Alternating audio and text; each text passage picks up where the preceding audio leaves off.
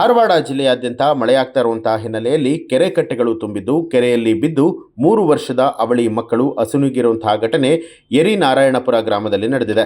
ಇನ್ನು ವಿಷಯ ತಿಳಿದ ಕೂಡಲೇ ಸ್ಥಳಕ್ಕೆ ಆಗಮಿಸಿದ ಸಚಿವ ಸಂತೋಷ್ ಲಾಡ್ ಅವರು ಮಕ್ಕಳು ಮೃತಪಟ್ಟ ಜಾಗವನ್ನು ವೀಕ್ಷಣೆ ಮಾಡಿ ಮಕ್ಕಳ ಮನೆಗೆ ಭೇಟಿಯನ್ನ ನೀಡಿ ಸಾಂತ್ವನ ಹೇಳಿದರು.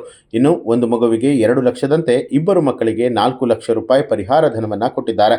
ಹಾಗೆ ಪಿಡಿಒಗೆ ತರಾಟೆಗೆ ತೆಗೆದುಕೊಂಡು ಕೆರೆಯ ಸುತ್ತಲೂ ಕೂಡ ಮುಂಜಾಗ್ರತಾ ಕ್ರಮವನ್ನು ವಹಿಸದ ಕಾರಣ ಅವರನ್ನು ಅಮಾನತುಗೊಳಿಸಲು ಆದೇಶ ಹೊರಡಿಸಿದರು. ಹಾಗೆ ಸಚಿವರು ಮೃತಪಟ್ಟ 2 ಮಕ್ಕಳಿಗೆ ಸರ್ಕಾರದಿಂದ ಬರುವಂತಹ ಪರಿಹಾರವನ್ನು ಕೊಡೋದಾಗಿ ತಿಳಿಸಿದ್ದಾರೆ. ಈಗ 360 ಕೋಟಿ ಕೊಟ್ಟಿವ್ರಿ. ಇಷ್ಟು ವರ್ಷ ಕೊಟ್ಟಿರ್ಲಿಲ್ಲ. 360 ಕೋಟಿ ಕೊಟ್ಟಿವಿ. ಅಲ್ಲ ಬಜೆಟ್ ನಾಗ ಸರ್ ಬೆಣ್ಣೆ ಹಳ್ಳಕ್ಕಂತೇಳಿ ಇಟ್ಟಾರ ಸರ್ 200 ಕೋಟಿ. ನಾನು ಹೇಳೋದು ಕೇಳಿಸ್ಕೊಂಡ್ರೆ ಮೊದಲನೇ ಹಂತದಲ್ಲಿ 360 ಕೋಟಿ ಕೊಟ್ಟಿವಿ. ಟೋಟಲ್ ಕೊಡ್ತಕ್ಕದ್ದು 12 ಕೋಟಿ ಕೊಡಬೇಕು. ಇನ್ನ 3 ವರ್ಷ ಅವಧಿಗಳಲ್ಲಿ ಸಂಪೂರ್ಣ ಅಲ್ಲ 200 ಕೋಟಿ 100 ಕೋಟಿ ಇಲ್ಲಿ ಕುಂದಗೋಳ ತಾಲೂಕು ಬಿಡಬೇಡಿ 100 ಕೋಟಿ 360 ಕೋಟಿ ಒಳಗೆ 200 ಕೋಟಿ ನಾವು ಒಂದಕ್ಕೆ 160 ಕೋಟಿ ಬಜೆಟ್ ನಾಗ ಇಟ್ಟದ್ದು 200 ಕೋಟಿ ಅವ್ರಿಗೆ